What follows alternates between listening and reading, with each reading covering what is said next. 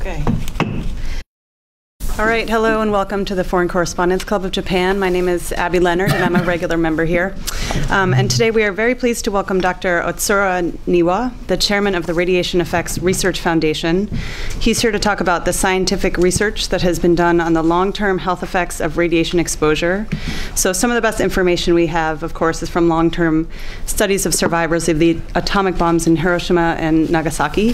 And Dr. Niwa will explain the results of those studies and what they can tell us about what we might expect to see in Fukushima. So he's going to give his presentation in English and then answer questions with translation in Japanese. So feel free to answer or to ask questions in either language. So with that, I'm going to hand it over. Thank you very much. Okay, thank you very much for is this working? Yeah. Thank you very much for the kind introduction. And as you can hear, my voice is a little bit salty. And so I'll be reading the text, which is more straightforward and simple and clear. Then probably this will be, I'm sure that you have handout of this English version, and you can rely on that even with my salty voice. So I'd like to start by thanking the FCCJ for the opportunity to speak before your group today in what is the first of my organization, the Radiation Effects Research Foundation, that is RERF for short. And I guess RERF need an introduction for most of you, and so I'll start with that. RERF is located in the world's only A-bombed city, Hiroshima and Nagasaki, and our mission is to study the health effect of radiation on the A-bomb survivor and their children, and to use the research result for the benefit of the survivors and all humankind. And we began as the Atomic Bomb Casualty Commission, ABCC, in 1947, an organization fully funded by the US government. ABCC's founding was based on a 1946 presidential directive issued by President Harry Truman, as you can see in the slide. I think you have slide somewhere, yeah, there. And I think, is there any pointer? If there is no, there's the left, right side, you can see Harry Truman there. And this actually symbolizes that ABCC was founded, and its foundation is part of the history. And that is a thing probably we are keeping in our mind. And we began as ABCC, and construction of the facility was started in 49 here. And then this is a very interesting building. This is a typical barrack construction of US Army at that time. Very efficient and very durable. And we are still staying here. And Nagasaki RERF is in a new modern building, which is not much interesting as this one. And we are now here. And then this institute was transitioned, ABCC was transitioned to RERF, which is equally funded by both US and Japanese government. Today, in 2017, RERF's epidemiological studies are among the longest running and largest in the world. And we are here. And in recent years, and so Japanese flag and English flag, and this is present day RERF. And next, I'd like to talk about, our institute been working on Ebola survivors, and our data are utilized in myriad ways worldwide. And here is a simple fact. Without RERF, global radiation protection standards would essentially be non-existent.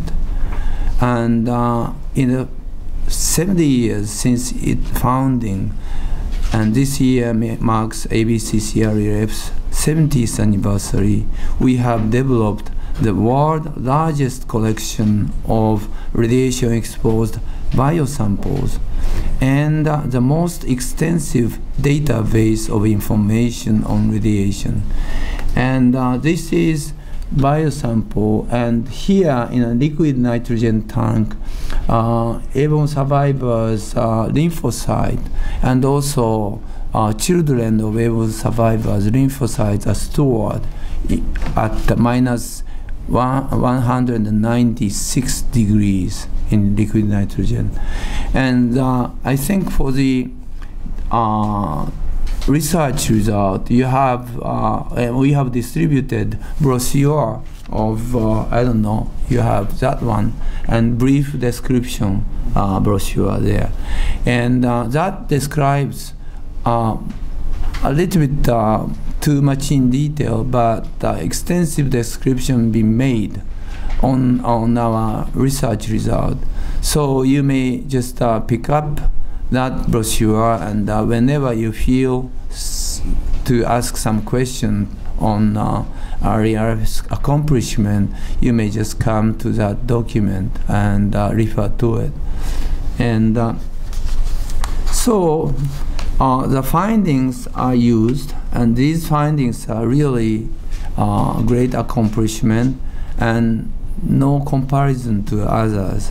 And so that's been cited and referred to and used, and then especially by the United Nations Scientific Committee on the Effect of Atomic Radiation, that is UNSQARE, the International Commission of Radiological Protection, ICRP, and the International Atomic Energy Agency, IAEA, and the World Health Organization, WHO, among numerous other organizations and government. And so this is UNSQARE stuff, and this is ICRP. And ICRP need a little bit of explanation. This is an NPO founded in London, and they are issuing recommendation of radiation protection system every maybe 15, 20 years. And all the world are using their recommendation to formulate their policies and standards. And next slide is to show you the whole bunch of use of our data in many different contexts, and which is close to your everyday life. So this is CT, this is medical exam and CT, and CT gives you certain dose, but this dose to the patient is for the benefit of the patient. But for the doctors, nurse, and radiological technician, they will just do this CT examination many times, so they have to be protected. So our RERF's data or Ebola survivors' data are used quite extensively to formulate medical radiation protection measures. And so you being protected when you are taking CT examinations or even chest X-rays. These data of us, our data are used. And this is another setup, underground miner, and they are working underground where air is filled up with radioactive gas called radon. And when the radon gas concentration is too high, inhalation of this radioactive gas is going to induce lung cancer. So this miner has to be protected from radon gas. So our data has been used. Well, when you fly, I'm sure that many of you fly to New York and back and forth, or maybe Europe, back and forth. And at 10 kilometers, your airplane is just flying just about 10 kilometers above the ground. And at this height, background radiation level is 10 times higher than you are on the ground. So you might be okay because you might be taking maybe once a month or so, but for airline pilots, they are taking maybe 100 times or something like that. I don't know how many. So they have to be protected from this radiation coming from outside of Earth, cosmic radiation. But if you fly higher, like astronauts, they are flying above maybe 100 kilometers above the ground, or maybe a few hundred kilometers above the ground. At that place, the level of radiation is 100 times higher than on ground. So they have to be protected. So all the setting in our everyday life, or except this one, have to be protected. And so RERF's data or F1 survivors data and their F1 children of F1 survivors, their data are used in this situation. So these organizations, many organizations and government are using our data worldwide, and when formulating radiation protection systems and implementing standards and policies to protect peoples from radiation exposures. Now, I'd like to comment on RERF's involvement in Fukushima. And this is a picture you know very well. The Great East Japan earthquake and tsunami on March 11, 2011, and the subsequent Fukushima Daiichi nuclear power plant accident presented an unprecedented challenge to the Japanese government and society in responding to this crisis. And this is famous picture taken from the air and damaged facility. And if you have keen eyes, you can see this. This is a cliff. This is a hill or maybe a cliff of 30 meters high originally. To construct the facility, they just dug out 20 meters, and so this installation is in 10 meters high from the sea level. So naturally, you can imagine what happened. And so this is a kind of damaged site. And then damaged site have to be worked out to be cleaned up by these people. And these are emergency workers with heavy duty equipment. I mean, I don't know how you call this, and also airtight outfit and so forth.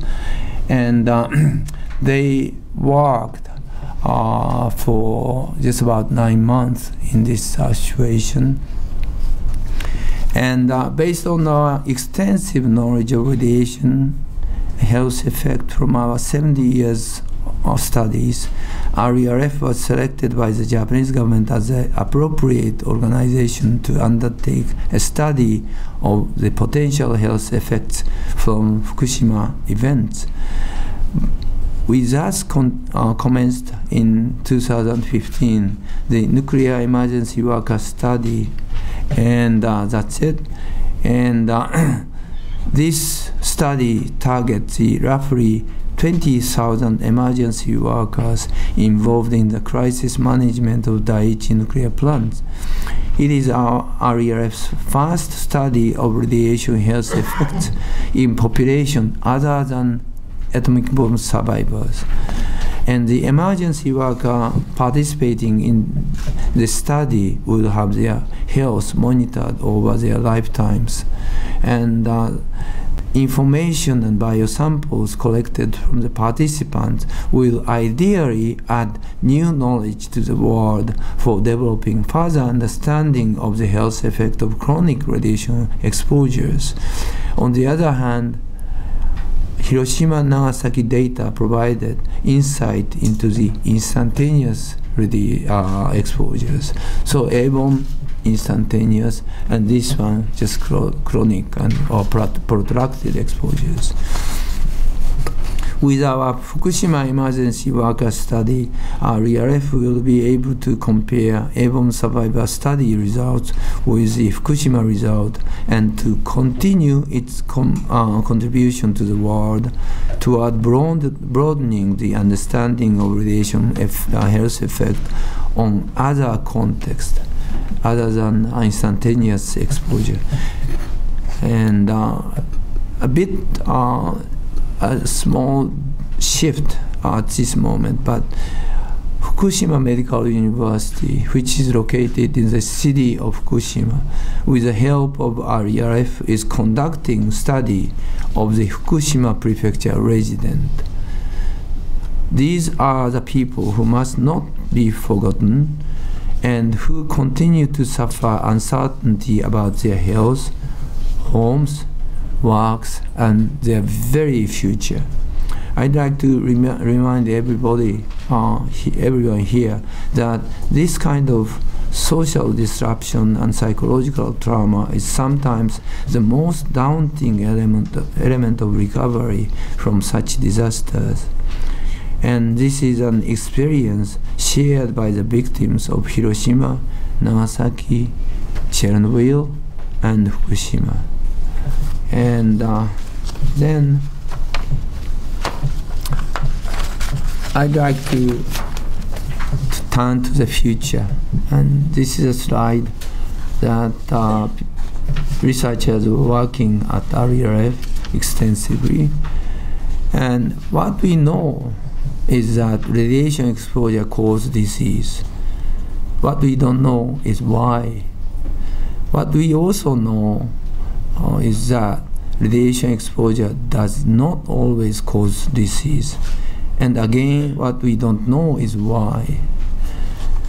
Treasure trove of precious information and biosamples that has been generously provided by the airborne survivors has only begun to provide scientific information that will benefit all humankind with the emerging availability of new technologies. For example,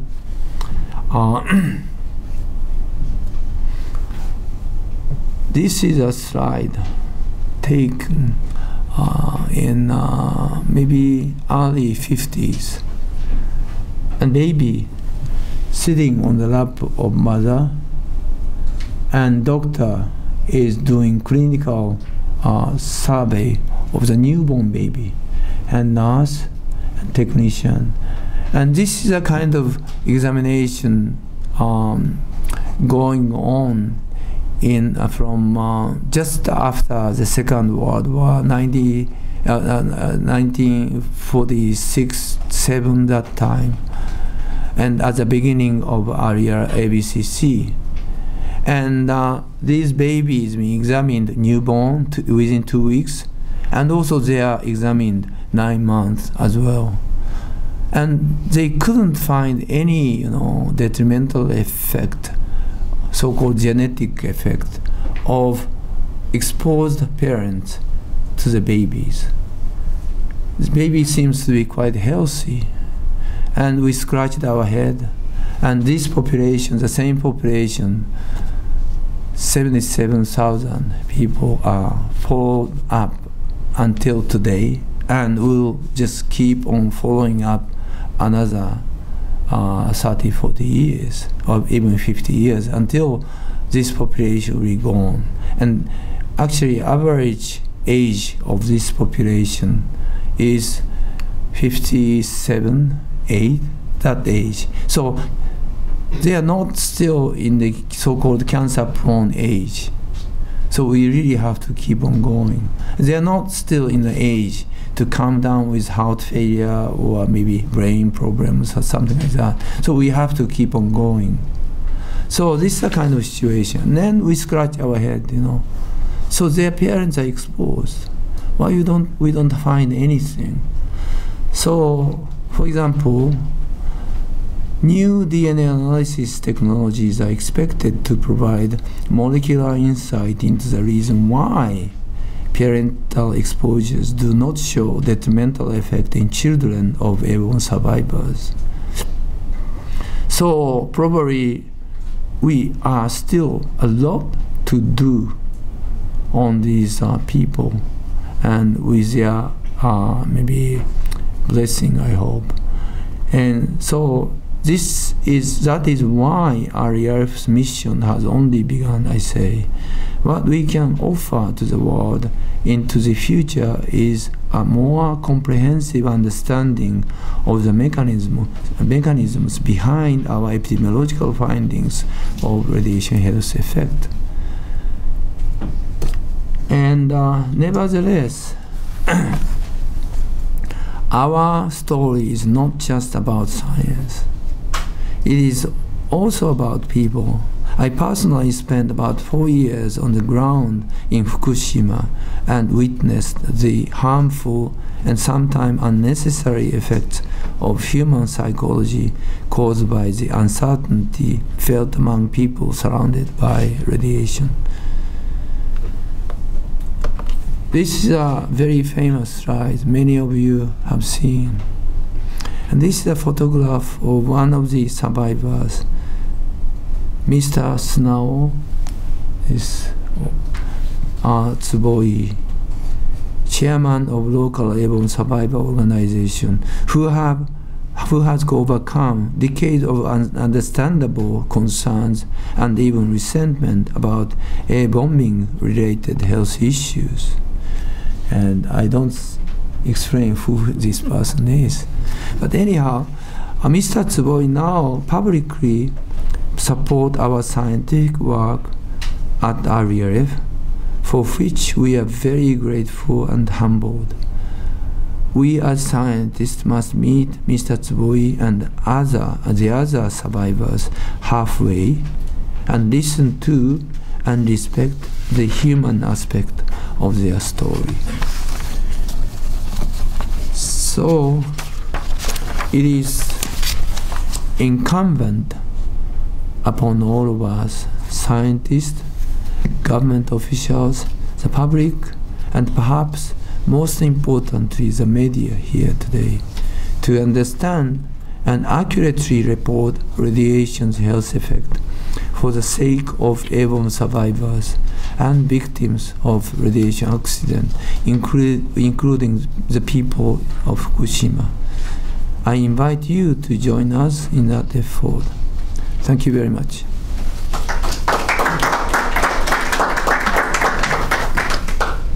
Okay, thank you very much for that really interesting presentation. I'd like to open the floor to questions.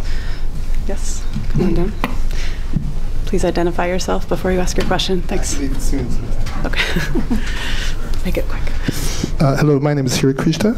I'm an independent freelance journalist with Yukan Fuji. And also I'm a journalist member of the SARI, Scientists for Accurate Radiation Information.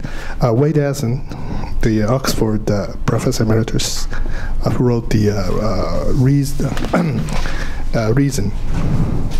I forgot the name of it. But anyway, those scientists group based in America from all over the world, they say that, for example, the 1 millisievert a year is not harmful for human health, or rather, it could be, beneficial for the health condition. And I noticed that 100 millisievert damage is as worse as drinking beer, aggressive too, according to the Kokuritsu Gan Center report. And also 1,000 millisievert is as bad as smoking, health hazard. then we don't have to worry so much about the Fukushima effect. If that is true, what's your understanding of this kind of report from the scientists or Kokuritsu Gan Center? I think Kokuritsu Gan Center's data is comparing the risk, right? Mm-hmm. And some of the people who are promoting hormesis are also promoting that. Hormesis. Hormesis? Yeah. Hormesis? Hormesis. Oh, I'm sorry. Hormesis is a kind of, it comes from like a Greek word, but anyhow, it's a beneficial effect. And like hormesis started from homeopathy, by the way, to start with. So high dose toxic, but low dose beneficial. And that's the kind of basic concept of homeopathy. And this was extended to radiation. It came up with this name of hormesis. People argue that, here is hormetic effect. You can even show that in animal.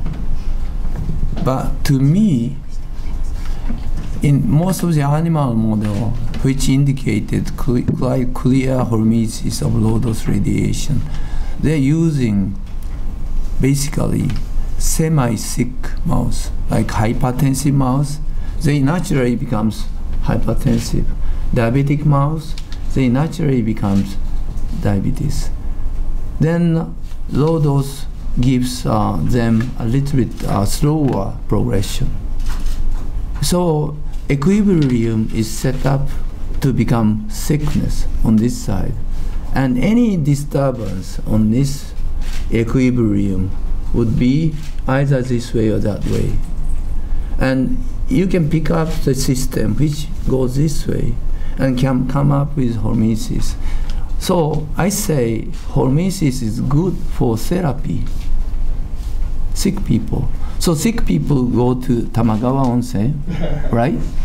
And sick people, rheumatoid people go to Badaga-Stein, and so forth. That's fine, perfectly okay.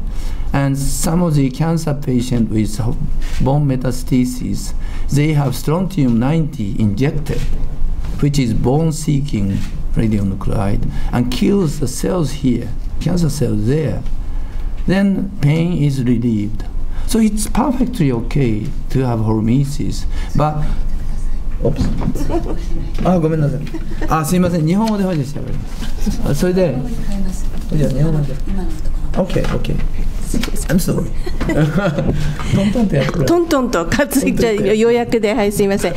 今の国立がんセンターなんですが、これはリスクに比較をしているということで、ここではそのホーミシスという言葉が出てきます。これはギリシャ語から出てくるものですけども、ホメオパシーという言葉から出てきておりまして、線量が低い分にはその逆にプラス効果がある、線量が高くなると毒性があるというところから出てきた言葉であります。で、動物でも同じようなことが言えるんではないかということで、ここで使われている動物モデル、この低線量に暴露されるものというのは、得てしても半分病気になりかかった、例えば高血圧、糖尿病になりかかっているような、そういったもの、動物でありますので、低線量であれば、むしろ病気の進行を遅らせることができると、いずれその病気になるわけですから、そこでプラスの効果があるというようなことを示すというようなやり方で、効果がある、というような言い方をしております。ですから、どっちに触れるかと、そういったその暴露することによってどちらに触れるかということで、判断をしているわけなんですけれども、例えば、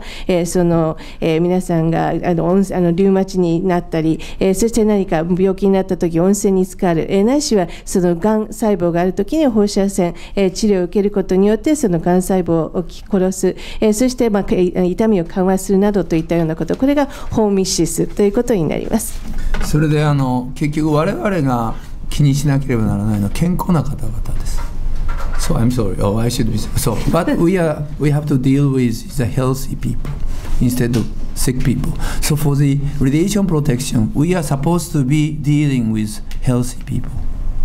So I think although hormesis can be a valid, viable concept for the treatment of sick people, I'd rather stick to just healthy people concept of LNT and so forth. That's my answer.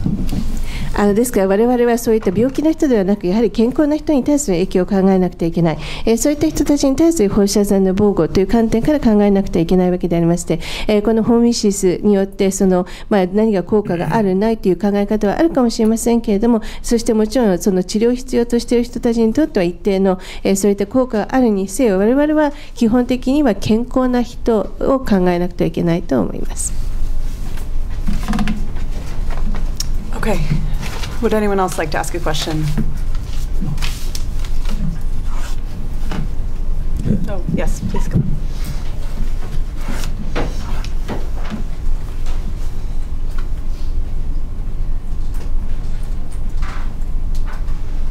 貴重なお話をありがとうございます。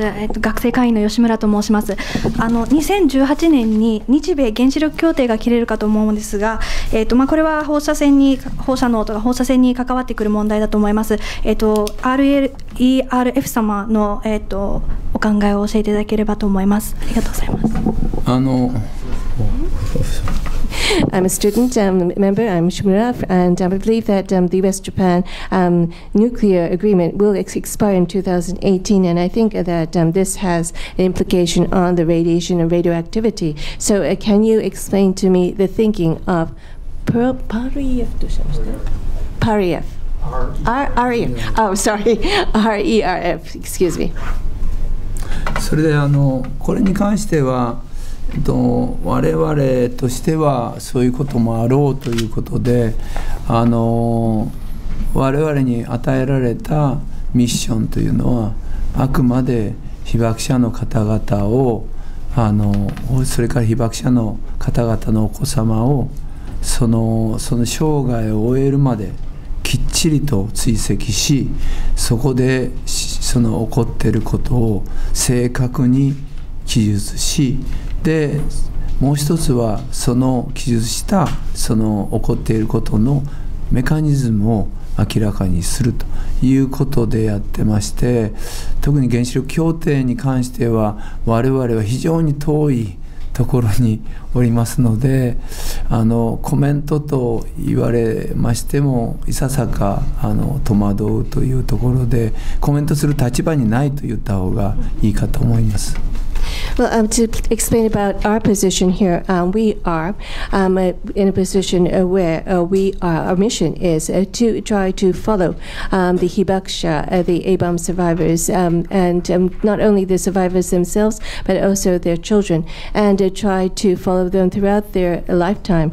And so that is our mission, to see what is happening and to accurately describe what is happening, and also to try to unveil the mechanism as to why these things are being seen with these survivors and their children. So when it comes to the nuclear agreement, I'm afraid that we are far from that agreement, and therefore I'm not in a position to comment on that. Thank you. Yes, in the back.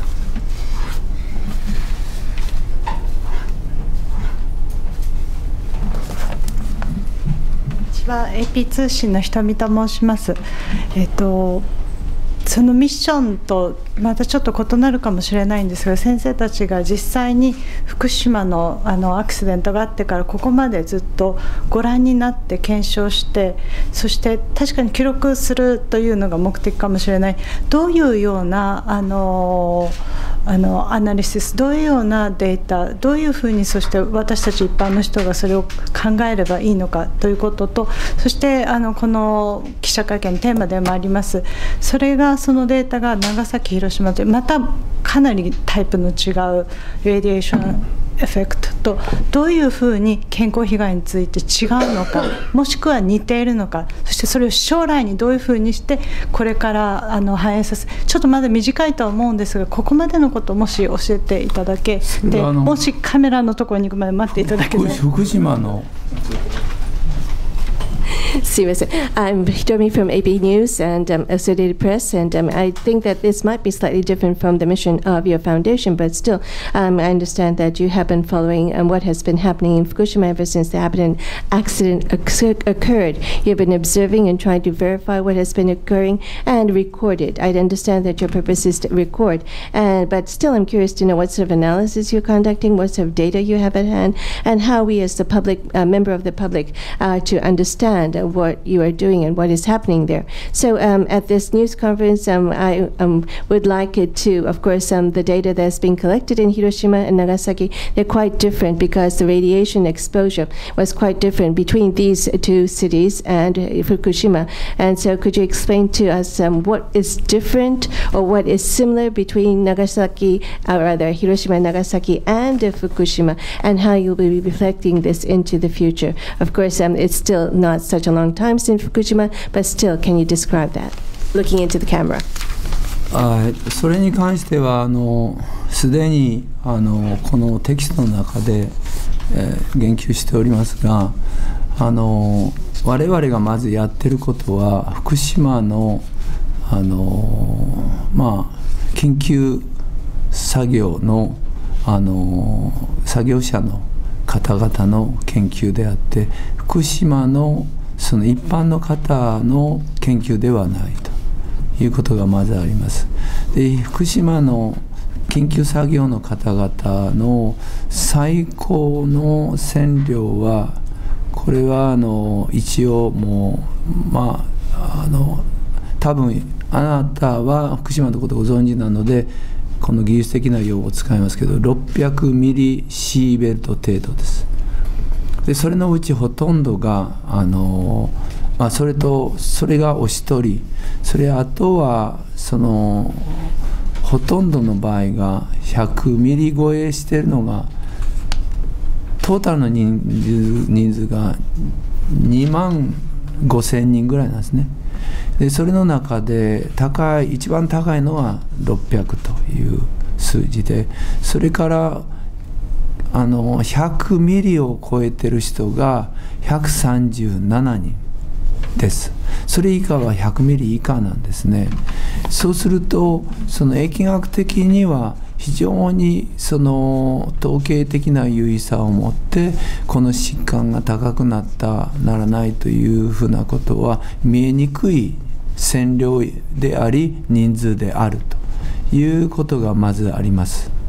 でそういうことでこれはフォローアップしていかなければならないというのはそういうことなので、その方々を一生本当にフォローアップしていって病気の実態を明らかにするしか、残念ながら今の段階ではこれというふうには申し上げることはできないというのが実情です。Well, in regards to that, yes, I think I've made reference to this in the text already, but what we're doing at Fukushima is to follow the emergency workers. We're researching the emergency workers, and it's not the Fukushima general public that we are targeting. That's the number one point that I want to emphasize here. Now, in Fukushima, amongst the emergency workers, the maximum dose level that has been measured amongst those workers was 600 millisievert. And other than that, those who were more than 100 millisievert. Well, as a matter of fact, altogether there were some 25,000 workers, which I said the highest was 600, and those who exceeded 100 millisievert were 137 workers. Others were less than that. So looking at it from an epidemiology point of view, I can't pronounce it, sorry, we cannot say that there is a significant difference here, and so we cannot say that such and such people have a higher probability of developing such and such a disease. And I think the numbers are too small and the dose is too low to be able to say that for sure. So what we have to do is to follow up these workers until they die, and to try to see what will happen in regards to the diseases that they develop. That is the only thing that we can do, unfortunately, and that is all I can say.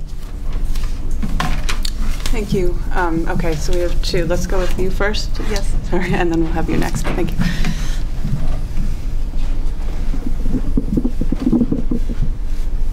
すみません。せん、AP 通信の山口と申します。AP が続いて申し訳ないです。私ペン記者なんですけど、今の質問と答えにちょっと関連してお尋ねしたいのですが、ここ 1,2 年の間に元作業員の方の中で白血病などを発病されて労災認定を受けられた方が数人いらっしゃいます。で必ずしも今おっしゃったように最高600ミリシーベルトっていう風な方に比べると線量は20とか100以下だと思いますので、高くない人の中にそういう病気の方がいらっしゃって、先生がお調べになってらっしゃる対象の方は今どうなってらっしゃるか、ちょっとそれももし教えていただけるならお聞きしたいのですが、その、現段階で労災認定を受けるような体調になってらっしゃる被爆の方の現状についてちょっとコメントをお願いできればと思います。ありがとうございます。Yes, I'm also from Associated Press. I'm sorry that the two of us are asking these questions. My name is Yamaguchi. I'm also a reporter, but a follow-up to the previous question. Looking at the past 1 or 2 years, we see that there are more workers developing leukemia, and this has been recognized as a workers' accident, workplace accident. And so for these people were not exposed to such a high level as 600 millisievert. I think the dose level was much lower, maybe 20 sievert or so, and in any case, less than 100. So it's not that high. And yet these people are starting to develop a leukemia amongst others. So I'm curious to know amongst those people, workers that you are researching as your target, what is happening to them, and the fact that we do see these people developing these conditions, health conditions, which have been recognized as a workplace accident. I'm curious to know what you are seeing and amongst the hibakusha or those exposed to radiation. そのポイントは割と本質的なものの考え方に関わることなんです。で、まず申し上げておかなければならないのは、厚生省の労災というのは、これはその労働をすること可能起因性以上にそういう労働をしてくださったことに対するどういうんですか、保障的な意味があって、だからその厳密な放射線起因性をそこでは問うていないということがあります。Well, I think that is a very good question, which is related to the essence of the thinking behind this accident and the thinking of the impact. But first of all, I must say that when it comes to the Ministry of Health, Labor and Welfare, their definition of a workplace accident is not such that you have to prove that there has been this this causation, close causation between the health condition and the fact that the worker was exposed to radiation. But instead, it has more of a nature of being compensation, guarantee for the work that that worker has done. それでその次の問題は、例えば私が何かがんになったとする。で、私は何か理由があるはずだと思う。私ずっとこの一生放射線のことを研究してたから、もしも私が放射線の知識のないような職種であってやってたら、俺のがん放射線のせいだよねって多分思う。ところが疫学研究というのは残念なことにこれ自然科学の手法でその被爆した集団と線量が低い集団とかない集団とかを比較して特定の疾患がどれぐらい上がるか。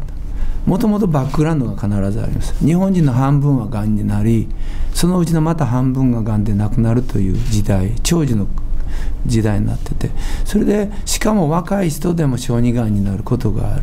これは放射線がなくてもあってもなる。で、そういうバックグラウンドの上にどんだけ加算されてるかってことを見るのが残念ながらエピデミオロジーなんです。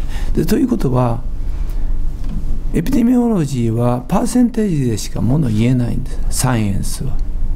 そうそう、コンセプトとしてはそのナチュラルサイエンスはジェネリックなルールでそのオペレートするものであり、個々人はインディビデュアルのルールでしかオペレートしません。そうするとこの俺のがんは原発で働いてたせいだと思うのはナチュラルですよね、非常に。でもそのギャップというのは我々サイエンティストがどうしようもないギャップなんです。で唯一何かできるとしたら、そのあんたのは俺よくわかるよね、辛いよなということは言えます。でもそれが放射線の起因性であろうがなかろうが、この人にとっては大変辛いことなわけですよね。そこら辺のエンパシーとかいうふうなものを持ってでしか我々は何もできないということで、そのお話ご質問のポイントに関しては、私自身は明快な答えを持ちません。これはそれを放射線起因性というふうな議論をしてもサイエンスの訴状にはまず乗らないことであります。でも人間的な観点からの訴状にはこれ絶対乗るんです。でそのところのハンドリングが難しいから、こういう状況では人々は苦しむってことになります。実際苦しんでおられるわけですけど、だからそういう程度でしか私お答えできません。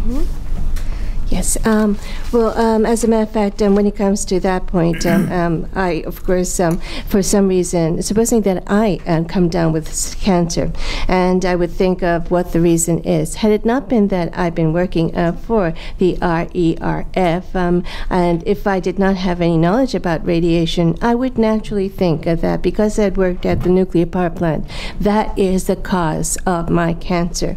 But I'm afraid that epidemiology is not like that, and it's a natural science method, and therefore we have to look at those people, a group of people who have been exposed to maybe high radiation, and on the other hand there's this control group which has been only exposed to low radiation or even no radiation whatsoever, and we make a comparison and look at if there is a significant increase in the outbreak of a certain disease in the exposed group versus the control group. But as a matter of fact, there is this background tendency where half of the Japanese, no matter whether you're exposed to or not to radiation, are going to develop cancer, and half of those people will be dying of cancer because of the long life of the Japanese, and even children develop cancer with or without radiation. So how much is this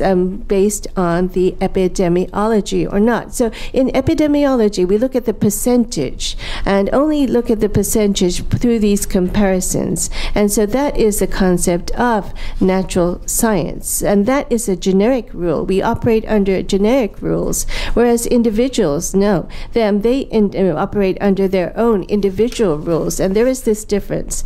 And yes, some person would say, my cancer is caused by the nuclear power plant. And it's only natural that that person think that way. But there's a gap between that individual's way of thinking and the scientist's way of thinking. And the only thing that we as scientists can do is, well, I'm sorry, we cannot say for sure that the cause is the radiation, but I do understand the pain that you're going through. And that is the only sort of thing that we can do to show empathy to these people. But that's the only thing that we can really do, because we cannot prove that there is this causation. I'm sorry, not giving a clear-cut answer to your question, but I think that it's the case where when we talk science, we do not talk about such causation, whereas in the case of humans, of course, they would naturally link this development of cancer to the nuclear power plant. And so there is this difference, I'm afraid, and this is something that we have to understand. Thank you. Okay, yes.